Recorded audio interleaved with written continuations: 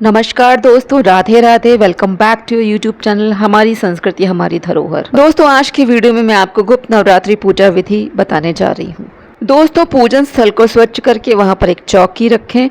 चौकी के ऊपर एक लाल कपड़ा बिछाएं। थोड़ा सा अक्षत रखकर वहाँ पे गणपति जी की मूर्ति को विराजित करें। आपके पास यदि मूर्ति और फोटो नहीं है तो आप सुपारी पर भी कलावा लपेट कर यहाँ पर गणपति जी को स्थापित कर सकते हैं।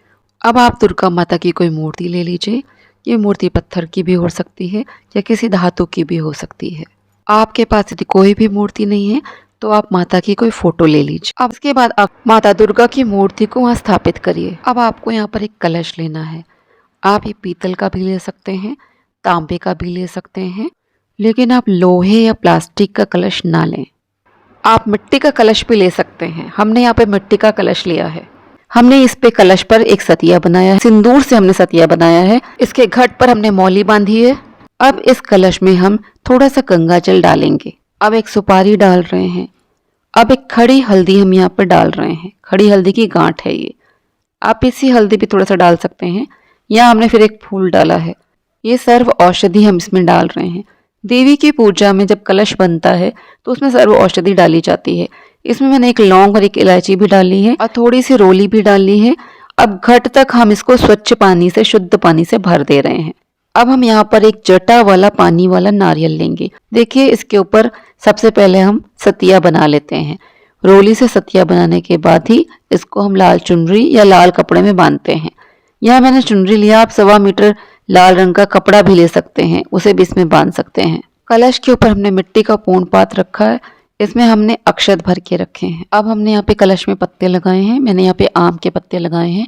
आप 5, 7, 11 ऐसी संख्या में पत्तों को लगा सकते हैं। आप यहाँ पे अशोक के पत्ते भी लगा सकते हैं। कोशिश करिए कि आप टहनी के साथ ही पूरा बंच जो आता है पत्तों का उसको लगाइए, क्योंकि 9 दिनों तक फिर इससे आपके पत्ते हरे भरे बने रहेंगे। इसके ऊपर हम चुनरी में लपेटा हुआ नारियल रख देंगे। तो इस तरह से हमारा कलश स्थापित हो जाएगा। माता के बाईं तरफ हमने यहाँ पर मिट्टी के पात्र में ज्वारे बो दिए हैं। ज्वारे बोने की विधि हमारे चैनल पर दी हुई है, आप वहां से देख सकते हैं। अब हम चौकी पर थोड़ा सा अक्षत रखकर दीपक जलाएंगे। हमने यहाँ पे अष्टदल कमल बनाया है। आप थोड़ा सा अक्षत रखकर भी यहाँ पर दीपक को स्थापित कर सकते हैं। आप यहाँ पर अखंड दीपक भी जला सकते हैं अथवा डेली पूजा के समय दीपक जलाकर भी पूजा कर सकते हैं। हमने यहाँ पे दीपक प्रज्वलित कर लिया है। अब हम यहाँ पर 4 बार सबको जल अर्पित कर रहे हैं।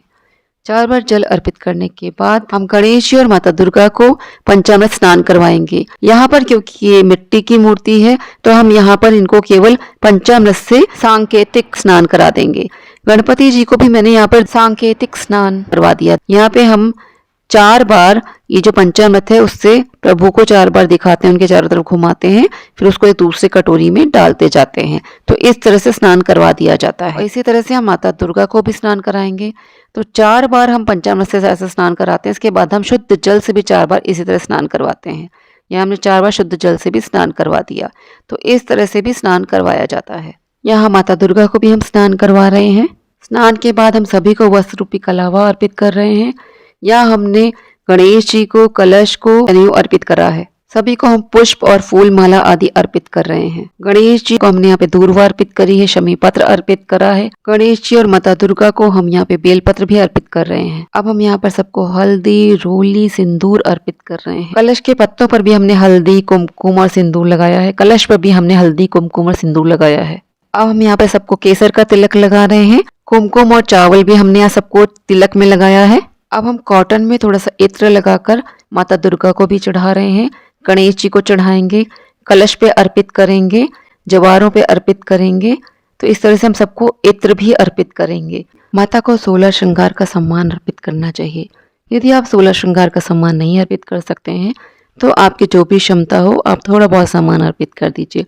चूड़ी बिंदी चढ़ा दीजिए, एक चुनरी चढ़ा दीजिए। यदि आप दान कर सकते हैं तो आप यहाँ पर साड़ी भी चढ़ा सकते हैं। मैंने श्रृंगार सामग्री के साथ यहाँ पर एक चुनरी ली है चढ़ाने के लिए। अब हम यहाँ पे पंचमेवे का भोग लगा रहे हैं। मावे और नारियल का हमने लड्डू बनाया, उसको भी हमने भोग में लगाया है। यहाँ हमने फल भी अर्पित करे हैं। यहाँ पे अब हम सबको पान, सुपारी, लौंग, इलायची और दक्षिणा अर्पित कर रहे हैं। और माता दुर्गा को ये पान, सुपारी, लौंग, इलायची, एक बताशा भी पान पे रखकर अर्पित करते हैं।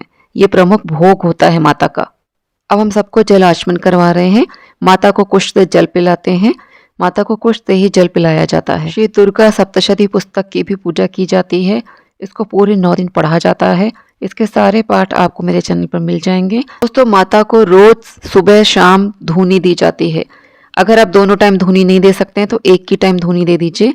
इसमें हम गुग्गल और लोबान से माता को धूनी देते हैं। इस उपले को हमने तेज आंच में आग में बिल्कुल गर्म कर लिया है। फिर इसके ऊपर देखिए हमने घी डाला है।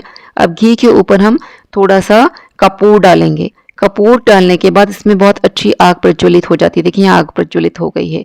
अब इसमें हम हवन सामग्री से 5 आहुतियां अग्नि में डालते हैं। पहले तो हम यहाँ पर गणेश जी के नाम की आहुतियां डालते हैं, फिर गौरी जी के नाम की आहुतियां डालते हैं, फिर नवग्रह की आहुतियां डालते हैं, फिर हम दुर्गा माता के किसी भी मंत्र की 5 आहुति डाल सकते हैं, 11 आहुति डाल सकते हैं। फिर अंत में हम बताशों को घी में डुबोकर अग्नि में अर्पित करते हैं। 2 लौंग को भी हम घी में डुबोकर अग्नि में अर्पित करते हैं। इस तरह माँ को लौंग अर्पित की जाती है। तो इस तरह से भोग नवरात्रों में आपको अवश्य ही चढ़ाना चाहिए। इसमें हमने गुग्गल और लोबान भी डाला है। इस तरह से माता को नवरात्रों में धूनी दी जाती है। अंत में आप यहाँ पर घी के दिए से भी आरती कर सकते हैं और कपूर में 2 लौंग रखकर उससे भी आरती कर सकते हैं। तो मैं अब यहाँ पर कपूर पर 2 लौंग रखकर आरती करूंगी। ओम जय अम्बे गौरी मैया जय श्यामा गौरी, तुमको निश दिन ध्यावत हरि ब्रह्मा शिवरी। ओम जय अम्बे गौरी। इसके बाद फिर माता को आरती देंगे। फिर पूरे घर में आरती घुमाएंगे। अंत में हम थोड़े से अक्षत और पुष्प लेकर क्षमा प्रार्थना करते हैं और क्षमा प्रार्थना करने के बाद हम इसको माता के चरणों में अर्पित कर देते हैं। माता हमारी पूजा को स्वीकार करिए। हमसे बहुत सी गलतियां पूजा पाठ में हुई हैं, लेकिन मैं आपकी शरण हूँ, शरण हूँ, शरण हूँ।